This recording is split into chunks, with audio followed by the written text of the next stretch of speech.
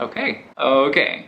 I'm having a bad hair day, but as this morning's daily affirmation said, I control the outcome.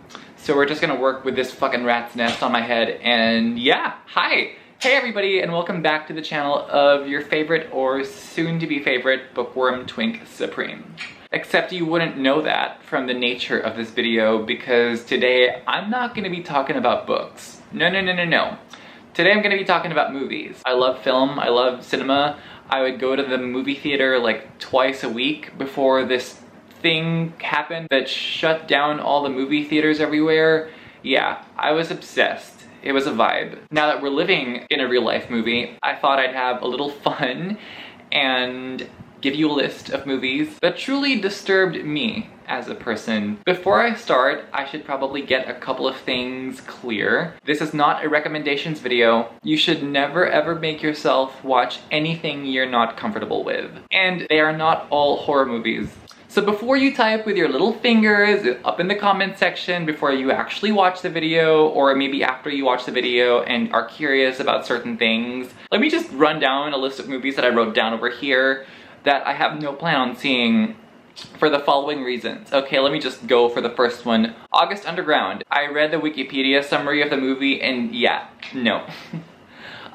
Guinea Pig, the Guinea Pig franchise. Apparently one of these movies was mailed to Charlie Sheen and he thought that it was an actual snuff film, so I'd rather not.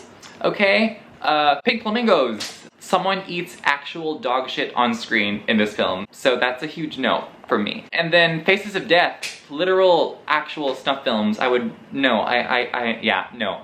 The Angel's Melancholy, apparently a 3-hour foreign film with a summary this long on Wikipedia. So for something with this much substance that lasts 3 hours and that I have to read fucking subtitles for the whole 3 hours is a no thank you. Necromantic. The title alone should tell you why I would rather not. Also, that being said, the standard torture porn films will not be on this list either. Saw, Human Centipede, Hostel, they will not be on this list because I've seen them and they did not disturb me in the slightest. Also, before we get into this list, I would like to make something fairly obvious. Trigger warnings. Trigger warnings, okay? I'm gonna start with the ones that are like least aggressive and then make my way up to the ones that like really fuck me up, okay? So the first movie I'm gonna talk about is Happiness, and I don't know how to describe this movie. Just look at this poster, okay? I mean, what is this movie? I don't know. I don't know what this movie is. It is an extreme depiction of desperate human sadness, but I was laughing for a lot of the time for some reason, and I don't know, I was laughing. It was funny. It's very ironic in its presentation. It's filmed with very bright and colorful sets. Like, if you've seen the Cat in the Hat live action movie, that village, that super bright and colorful village, that's what this movie looks like. But what's happening on screen is super dark, disturbing, and depressing. It's like listening to an upbeat song about killing children. That's what watching this movie is like. We basically follow the lives of several people in this town, in this city, and the people that we focus on the most are these three sisters, one of them ironically named Joy. We see several vignettes of how everyone in this town is just so fucked up and trying to cope with their fucked upness in ways that are so unhealthy and inhumane and illegal and murderous. I don't have the vocabulary to describe this film, but I did really enjoy the review that Roger Ebert did on his website. His review is the best write-up I have seen of this film by far, so I'm just gonna leave his review down below. So the next film I'm gonna talk about is Perfect Blue, and this was directed by Satoshi Kon, and it's one of my favorite movies of all time. I love anime, I love manga, and this is one of the best anime films I have ever seen. And so this story is centered around this pop singer named Mima Kirigoe, and she is very naive, and she is very famous, but her career is kind of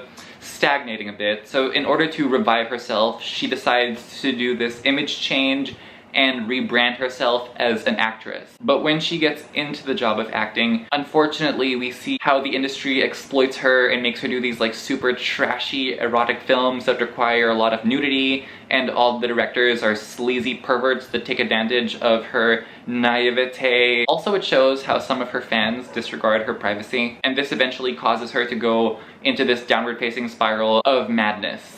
And this is all exacerbated by the fact that people in her inner circle, her managers and people around her, are starting to get murdered. So you essentially have this woman who thinks she's going mad, and people around her are starting to get mysteriously killed one by one. I can tell you right now that I have seen this movie so many times, and each time I watch it, I fall in love with it all over again. I always find something new whenever I rewatch this movie. It's just so special. I love it so much. In my opinion, it is one of the most underrated films of all time, and it is probably one of the best psychological thrillers ever made. Literally, just, you gotta watch it, okay? So the next movie I'm gonna talk about is a romance film, and that is Breaking the Waves by Lars von Trier, my favorite film director of all time. And we basically follow this woman named Bess. At the beginning of the movie, she's getting married, and after the wedding, her husband goes off to work in this oil rig, and without him, she feels super lonely, she misses him, she wishes he was back. And so she goes to church and prays, she's like, bring my husband back to me, please. And her prayers are answered, but in a very rude way, because her husband gets into an accident in the oil rig and is made paralyzed from the neck down. So they bring him back, he can't walk. When she meets him, he tells her that I can't be a good lover to you. So what I want you to do is go sleep with other men and tell me about what that feels like. They live in a very small town, in a very religious community. Like, there is not a secular bone in this community. And so word gets around pretty quick, and she does what he tells her to. And we see how she essentially puts herself in more gradually dangerous predicaments and positions, and how the people around her and the church and the town ostracize her. This is one of the most depressing movies ever made. But it's an incredible film, it's very critically acclaimed, so if you think you can handle that, I would check it out.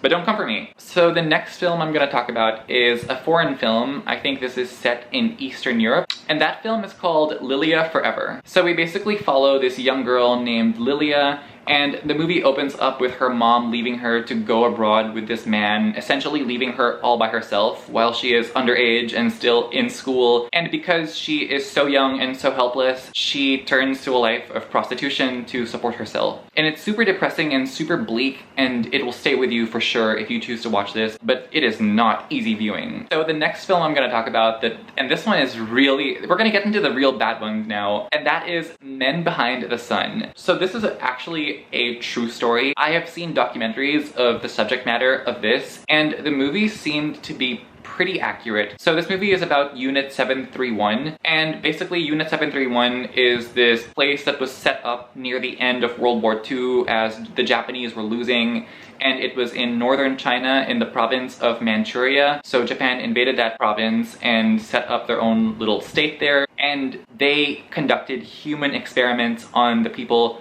in Manchuria, like making a more contagious strain of the bubonic plague, and this was their supposed winning strategy. And this movie shows how the human experiments were done and how they eventually tried to cover up what they had done, and it is extremely disturbing. And if you plan on watching this, I will say that one of the surgery scenes was a real human cadaver, so please be very careful if you choose to watch this film, because it will mess you up. It messed me up. But it's one of the most important films to ever be made. Whenever World War II is discussed, whenever I see documentaries on Netflix, it's always focused on what the circumstances were in Europe. And whenever they make movies about it, it's always focused on what was happening in Europe. They don't really talk about what happened in Asia or the atrocities that had happened in the rest of the world. Also, this is like a legit movie. It's a movie. It's not some cheap, schlocky exploitation flick. Like, this is a big movie with sets and costumes and cinematography and good acting, so I don't know why this is so underseen and underrated and not more talked about, considering that it's based on a true story and it's a big, expensive production. Probably one of the most important films ever made, because I don't see people talking about this. Like, I did not know about this when I was studying history in school. Okay, so the next film I'm gonna talk about is Irreversible, and this was directed by Gaspar Noé. This was the movie that got him known and got him his infamous reputation as a filmmaker. And this premiered at the Cannes Film Festival, and half the people walked out on the premiere night in the theater with the actors there, with the director there. Half the audience walked out in protest, and there are videos on YouTube. So it's a rape revenge story, and it takes place all in one night in Paris. It's unique because it's told in reverse order. If you're familiar with the film Memento, you will know the structure. Basically, the movie begins at the ending after the guy has gotten his revenge, and then we go back to the revenge happening, and then the rape happening, and then the party, and then what they were doing earlier in the day, so on and so forth. And the rape scene is 9 minutes long with no cuts, and I could not watch it. And this isn't some cheap exploitation film. This is a movie with big actors. Like, this was Vincent Cassel and Monica Bellucci starring in this movie. So these are like legit actors that are in big movies even to this day, premiering in one of the most known film festivals. It's super disturbing, and I would not recommend this to most people. Just like the film I'm gonna be telling you about next, and that is Salò, or The 120 Days of Sodom, directed by Pier Paolo Pasolini. And this is his most infamous film. He was already known to be quite a risky auteur with movies like Arabian Nights, which was also NC-17, I believe. But this movie was the thing that he's most known for, and for good reason. He adapts the infamous novel 120 Days of Sodom, written by the Marquis de Sade. And Sade wrote that novel in France during the French Revolution when he was imprisoned in the Bastille. And what Pasolini does is he takes that novel and sets it in fascist Italy. So these fascist libertines round up these 18 boys and girls, and for 120 days they subject them to various kinds of physical, mental, and sexual torture. And this film is essentially an unflinching view of human cruelty, and it's just so difficult to watch. Yeah, I don't really know if it has any merit beyond that, beyond seeing how long you can last, but I was disturbed and this shit messed me up. Okay? Not as much as the one I'm gonna mention next, and that is a Serbian film. What I'm about to describe is merely a tip of the iceberg. Okay? It's merely a little smidget of what actually happens in this film, because I can't actually talk about what happens in this film without getting banned. So we basically follow this guy. He is a retired porn star, and he is somebody who is down on his finances, I believe. I haven't seen this film in quite a while. And as a result, he takes on this job. Now, what's this job? This job is a art film, or the person who's pitching the job to him says it's an art film. Oops, did I mess that up? Oops. And he unwittingly says yes because he's down in life and is desperate to make some money and some friends. Just kidding about the friends part. But he says yes only to learn that this art film is actually a snuff film with necrophilia and pedophilia. And you should probably not watch it. But if you do, let me know how that goes, okay? There are movies that push the envelope, and then there are movies that take the envelope and blow it up with a grenade, and this movie does the latter. So the next film I'm gonna talk about is Grave of the Fireflies. I don't know if this is a children's movie. I would say it's PG-13, but it's definitely one that would be safe viewing. Just kidding, this movie is not safe viewing. This movie is gonna ruin your life, because it ruined my life, but it's one of the most important movies ever made. So we follow these two very young kids, a boy named Seita, who is a young teenager, I believe, and his younger sister named Setsuko, and we see essentially how they were turned into homeless orphans because of the war around them. And they end up having to live in this cave and try their best to survive against illness and malnourishment because of the circumstances. All they have is each other and a world that does not care about them. It's so fucking sad. And to be honest, I see this film as an indictment of humanity as a whole, just telling us, how could you let this get this far? How could you let war happen? How do you keep letting war happen given the human cost and the shit that goes down? So next I'm gonna talk about the film The Vanishing, and this is a European film, and we basically follow this couple in a gas station, and out of nowhere the girlfriend goes missing, and then 3 years pass, and for 3 years the guy has not heard from his girlfriend. But after 3 years, the person who had supposedly kidnapped her starts giving him clues as to where she is. And this is the scariest movie I have ever seen. I literally sleep with a nightlight. because of this film. And I don't know if this is gonna have the same effect on you, but this movie preys on specific phobias that I have as a person, and so watching it was just not a fun time for me.